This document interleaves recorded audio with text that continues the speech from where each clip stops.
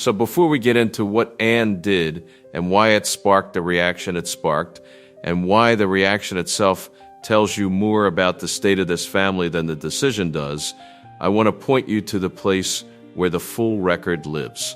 Because what Anne announced connects to a pattern that has been building inside this institution for years, and the pattern is documented at theroyalfiles.com. Every private decision, every institutional shift, every moment where the official version diverged from the actual one. If you want to understand what Anne is doing and why she chose this moment to do it, the background that makes it make sense is at theroyalfiles.com. The link is in the description. Now let us get into it. So the thing about Anne is that she does not announce things. That is the first fact to hold on to when you are trying to understand what happened and why it landed the way it landed. She is not a woman who calls press conferences or issues statements or uses the institutional communications machinery to tell the world what she has decided. She is a woman who decides things and does them and allows the doing to speak for itself. Because the doing has always been sufficient and the announcing has always struck her as a form of asking for attention that she has never required and has always found faintly suspicious in people who do require it. So when Anne announced something, when she used the formal institutional channel to communicate a decision rather than simply implementing the decision and leaving the implementation to be understood by the people who needed to understand it, the announcement itself was the signal. The content mattered. But the form of the content, the fact that it was announced rather than simply done, was the thing that told the people inside that palace that what Anne had decided was something she intended to be understood publicly rather than managed privately. The announcement came 3 weeks after Harry and Meghan's return to Britain. 3 weeks is enough time for the initial storm of coverage to have passed through its first phase, the arrival phase, and to be settling into the sustained low-level scrutiny that the British press applies to anything involving the Sussexes once the dramatic first wave has subsided and the dailiness of the story has become the story. 3 weeks is enough time for people inside the palace to have formed their first real assessments of what the return meant in practice rather than in theory. And 3 weeks, specifically in relation to Meghan's return rather than Harry's, had been enough time for certain reactions inside the institution and outside it to have revealed themselves in ways that had been, sources suggest, exactly what Anne had been waiting to see before she decided. The fury the announcement sparked was not the fury the headline implies when you read fury in connection with Meghan. The headline fury, the tabloid fury, the fury of a portion of the British public that has decided its relationship to Meghan is one of permanent opposition, that was there and it was loud and it was doing what that fury always does, which is to occupy the available volume in the room in a way that makes it difficult to hear anything else. But the fury that actually mattered, the fury that Anne's announcement was both responding to and producing, was a different thing. It was quieter and it came from a closer distance, and it was the fury of people inside the institution who had understood. When Anne announced what she had decided, that the decision was not simply about Meghan, it was about what the institution was going to be now that Meghan was back in Britain. And the people who were furious were the people who had a specific investment in the answer to that question being different from what Anne had decided it was going to be. Before we go deeper into what this really means for the royal family, make sure to subscribe so you don't miss a single update. And if you want to understand the full history of Anne's relationship to the Sussex situation and why this decision was coming regardless of the timing, the Royal Files.com has the documented record from the beginning. Let me take you back to the weeks before the announcement, because the announcement did not come from nowhere, and the nothing it came from is as important as the announcement itself. Meghan's return to Britain had been received inside the institution in a way that sources describe as divided along lines that were more visible than anyone had expected, more visible than the institution's usual capacity for concealing its internal divisions from itself. There were people inside the household whose response to Meghan's presence in Britain was functionally professional, who had registered the return as a changed set of circumstances requiring adjustment, and had adjusted without the adjustment generating anything that required management. These people were not a small number. They were, by most accounts available to sources, the majority of the working institutional staff whose roles put them in proximity to the question of how the Sussex return was handled. And there were people whose response was something other than functionally professional. People for whom the return of Meghan to Britain activated something that was not professional, that was personal in a way they were not always able to conceal from the people working near them, that expressed itself in small decisions, in the allocation of institutional resources and the management of scheduling overlaps and the tone of communications between offices, in ways that were individually deniable and collectively visible to anyone paying the kind of attention that Anne had been paying. Anne had been paying that kind of attention since the week of the return. She paid it the way she pays attention to everything that matters, completely and without drawing attention to the paying, which is the version of attention that produces the most accurate picture because nobody adjusts for it. She was not conducting a formal review.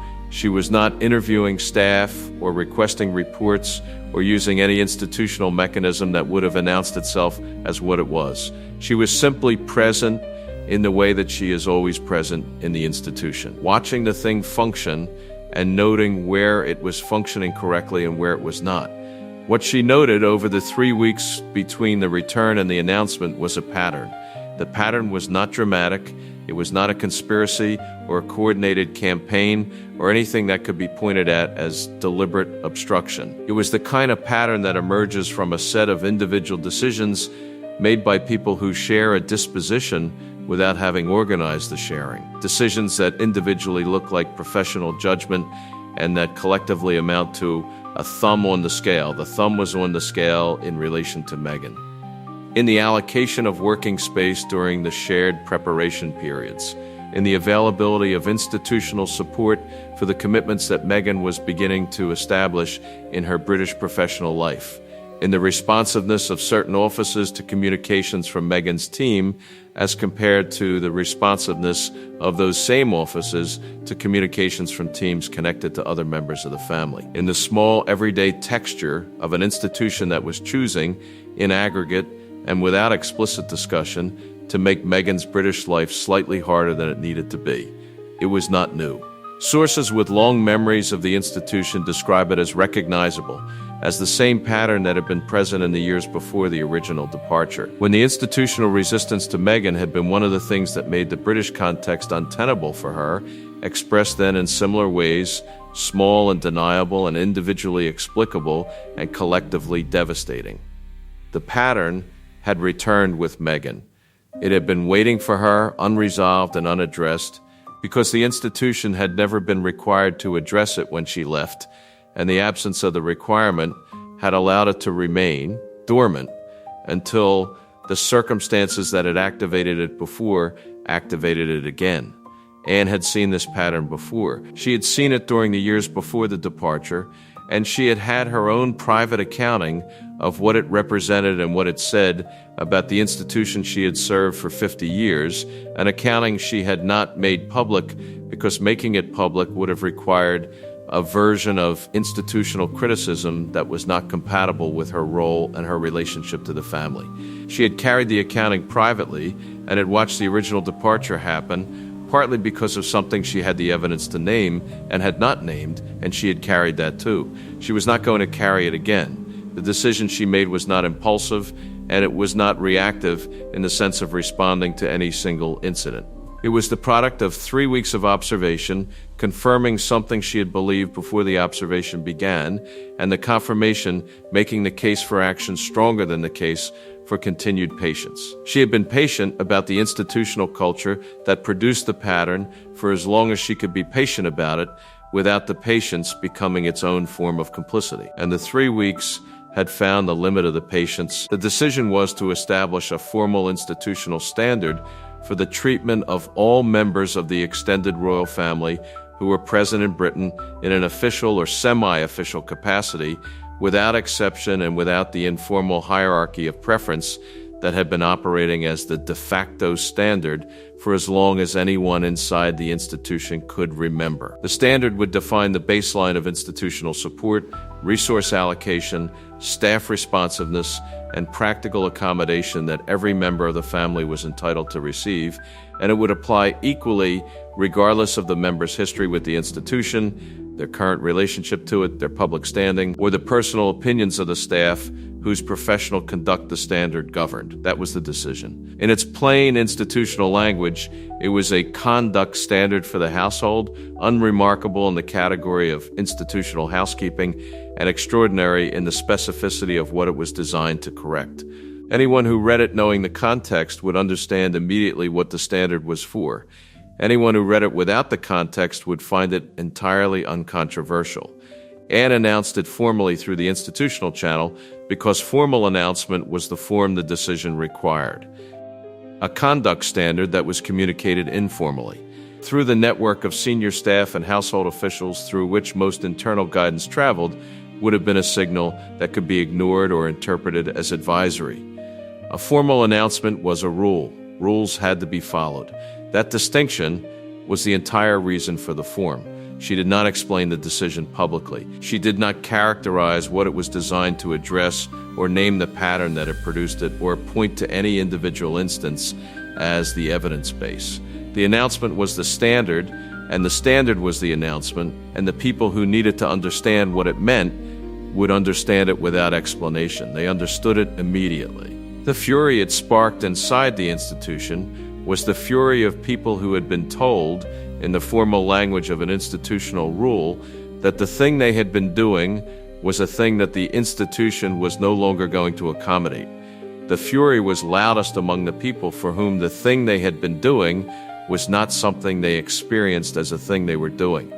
It was something they experienced as normal, as the correct professional calibration of institutional resources in response to a member of the family whose relationship to the institution was, in their assessment, complicated in ways that justified a different level of engagement from the level applied to members whose relationship was less complicated. That self-understanding was the thing Anne's announcement challenged most directly and most uncomfortably, because the announcement did not accept the premise that the complication of Meghan's relationship to the institution was a professionally appropriate reason for the institutional response to her presence to be different from the institutional response to anyone else. The announcement established, in the formal language of a conduct rule, that it was not.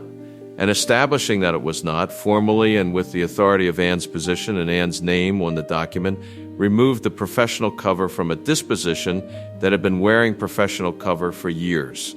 The fury from outside the institution, the portion of it that was genuine rather than performative, the fury of people who had formed a strong view about Meghan over 6 years of coverage and felt that Anne's standard represented an official validation of Meghan's place in British royal life that they did not believe was warranted, was a different thing, and it needs to be characterized differently because it was not the fury of people inside an institution whose internal conduct had been called to account. It was the fury of people who felt that something they had been promised, the definitive exclusion of Meghan from the center of British royal life, had been taken from them. That fury was not Anne's concern. Anne's concern was the institution and the people inside it and the standard they were required to meet. What the people outside the institution did with their feelings about Meghan's return was not something Anne had any capacity or interest in managing. She was running a household, not a national conversation about whether Meghan deserved to be there. William was told about the announcement before it was made. Anne had come to him in the way she came to him when something involved the institution, in a way that required him to be aware rather than consulted, not asking for his approval and not giving him a veto, but giving him the information because he would need it and because giving it to him was the correct thing to do. She told him what she intended to announce and in what form and why. He listened. He asked one question.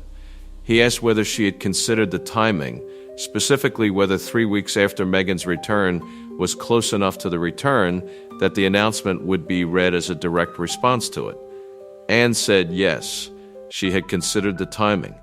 She said the timing was a deliberate part of the announcement rather than an aspect of it that she was trying to manage. Because a formal standard issued 6 months after a person's return to Britain would carry the implication that the institution had been observing the situation before acting, which was true, but which would invite a level of scrutiny of the observation period that a standard issued 3 weeks after the return did not invite. She said 3 weeks was close enough to the return to be read as responsive and far enough from the return to have been based on something she had actually seen rather than something she had anticipated before she could have seen it.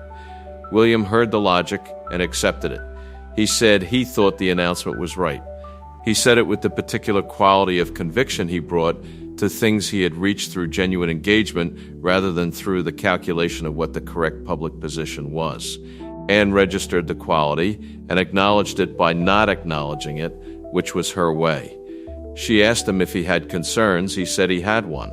He said the announcement would be read by some people inside and outside the institution as Anne taking a specific position on the question of Meghan's place in British royal life, and that the reading would generate a set of responses that the institution would need to navigate, and that he wanted to be clear about what the institution's line was before those responses arrived. Anne said the institution's line was the announcement.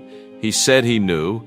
He said he meant the line on the question behind the announcement, which was the question of what Meghan's return meant for the family and the institution going forward. He said if the standard created the expectation that Meghan's British life would be supported by the institution in the same way as any other family member's British life, the institution needed to be prepared to meet that expectation consistently rather than meeting it in the immediate period after the announcement and then allowing it to erode. Anne said that was why she had made it a formal rule rather than an informal guidance. Formal rules did not erode in the same way. They were either followed or they were violated, and violations were addressable in a way that erosion was not. She said she was not naive about the capacity of institutional cultures to find ways to work around formal rules they found inconvenient. But she said that working around a formal rule was a different thing from operating inside a culture that had no rule against the thing she was trying to stop, and the difference mattered for accountability. William said she was right. He also said he thought she was braver than she was usually given credit for. Anne said she had not done it to be brave. He said he knew. She said good. Charles was told by Anne rather than by William, which was the sequence Anne had decided on, because Charles's knowledge of the announcement needed to come from the person making it rather than through the chain of awareness, because the announcement touched the question of Meghan, and the question of Meghan touched the question of Harry, and the question of Harry in connection with Charles required the information to arrive in the form of a direct conversation rather than a second-hand account. She told him what she had decided and why and in what form. He listened with the quality he had developed for listening to things about Harry and Meghan, the quality that was no longer defended in the way it had been, that received the information as information rather than as something requiring protective processing. He said one thing when she finished. He said he wished it had not taken this long. She said she knew. He said he was glad she had done it. She said she knew that too. The conversation ended there, which was the right length for a conversation that had said everything it needed to say. Meghan was told by Harry, who had been told by Charles, who had been told by Anne. The chain of telling was itself the message about how the decision had been made and who had driven it and where it sat in the family's understanding of itself. Harry told Meghan on an evening at home, after the children were in bed, in the kitchen of the house that was their British home, in the quiet of an ordinary evening that had become more ordinary over 3 weeks than either of them had expected the ordinary to arrive so quickly. Meghan listened to the account of the announcement with the quality of attention she brought to things that required her to locate herself in relation to something significant, the full version of her attention, not the managed version. When Harry finished, she was quiet for a moment. Then she said she wanted to understand it correctly. She said she wanted to understand whether what Anne had done was an institutional decision that happened to have implications for her, or whether it was a decision made because of her that happened to be framed in institutional terms. Harry said he thought it was both, and that the both was the point, that Anne had found a form for something that was personal in its motivation and institutional in its application, and that the institutional application was what made it real and lasting rather than a gesture that could be walked back when the attention moved on. Meghan heard that and sat with it. She said she thought that was the most sophisticated thing anyone in that family had done in relation to her since she arrived in Britain the first time. Harry said he thought so too. She said she wanted to write Anne a note. Harry said he thought that was right. She asked what kind of note. He said he thought she would know. She said she thought she would too. The note was handwritten, which sources describe as Meghan's deliberate choice, a form that echoed the form of Charles's letter in a way that Meghan was aware of and intended. It was not long. Sources declined to characterize its content in any specific way. What they can offer is that Anne received it and read it and placed it in the particular location in her desk where she placed things she intended to keep rather than things she was filing for reference, which was a distinction in Anne's organizational practice that everyone who had worked with her for any length of time understood. The aftermath of the announcement divided over the following weeks into two tracks that ran in parallel and that sources describe as both unexpected and entirely predictable, which is the characterization of outcomes that are surprising in their specifics and unsurprising in their general shape. The institutional track was the track of implementation, of the conduct standard being applied in the practical daily texture of how the household operated in relation to Meghan's presence, and the implementation was, sources describe, uneven in the way that the implementation of cultural corrections inside large institutions is always uneven, faster and more complete in some areas and slower and more resistant in others, requiring the kind of sustained attention that formal rules require when the culture they are correcting is older than the rule and has had longer to establish itself. Anne paid that sustained attention. She did not do it publicly. She did not announce that she was paying it. She paid it in the way she does everything, quietly and completely. And the people who were paying attention to Anne rather than to the announcement understood that the announcement had not been the action. It had been the beginning of the action. The public track was the track of the reaction, the coverage and the commentary and the debate about what Anne's announcement meant for the question of Meghan's place in British royal life.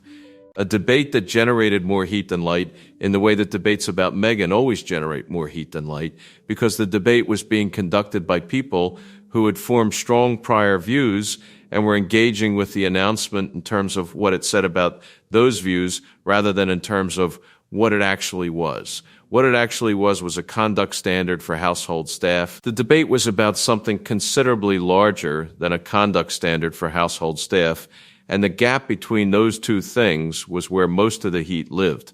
William watched the public track with the particular quality of watching that he had developed for public reactions to things inside the family that he understood correctly and that were being understood incorrectly in the public conversation. He did not intervene. He did not issue any statement or give any indication of his own view of the announcement or the reaction to it. He watched and he let the reaction be what it was, and he knew, because he understood the private reality underneath the public reaction, that the reaction would eventually run out of energy before the reality did, because reactions always do and realities do not. Harry watched the public reaction from his kitchen in England with the quality of detachment he had been developing for the coverage of anything involving himself and Meghan for years, and that had become considerably more sophisticated in the 6 years he had spent outside the immediate. Proximity of the British press's daily relationship to the story it had decided his life was. He was detached from the coverage in the way of someone who had accepted that the coverage was a feature of the landscape rather than something that could be managed into a shape he would find more comfortable. He watched it, and he let it pass, and he went to see his father at the end of the week, as he had said he would. Charles was in the garden when Harry arrived. He always was. Harry found them there, and they walked in the way they had walked in Scotland, in the rhythm of walking that allows conversation to be irregular and unhurried and as long as it needs to be. And they talked about the announcement and about Meghan and about the week and about the children and about Archie's football thing and about a lizard that Lilibet had found and about the particular quality of the English late summer in that garden, which was, Charles said, one of the best things about having a garden in England, that the late summer was its own distinct season that California could not produce. Harry said he had been noticing that. Charles said he was glad. They walked a while longer, and then they went inside, and Charles made tea in the kitchen of his house, which was a thing Charles rarely did because there were people whose job it was to make tea in that kitchen, But he made it on this occasion because Harry was there, and making tea when someone you love is one of the ways of saying that the someone being there is ordinary in the good sense, not remarkable and not requiring ceremony, simply the way things are. Harry sat at the kitchen table in his father's house and drank tea his father had made and understood that this was what the 6 years had been for. Not the framework or the coordination process or the conduct standard or any of the institutional architecture that had been built to accommodate the reality. The reality itself, his father's kitchen, the late summer garden. The tea. He was going to be here for the next one, and the one after that. For as long as there were late summers in that garden with his father in it, he intended to be here for all of them. And if you want to understand the full documented history of how this family got from the departure to this kitchen, from the rupture to the tea, everything we have built at the Royal Files. Com is the record of that journey, the private accounts, the institutional decisions, the moments that change things, the pattern underneath the headlines. It is all there. Go to theroyalfiles.com. The link is in the description. Thanks for watching. Please don't forget to like and subscribe, and we will see you in the next one.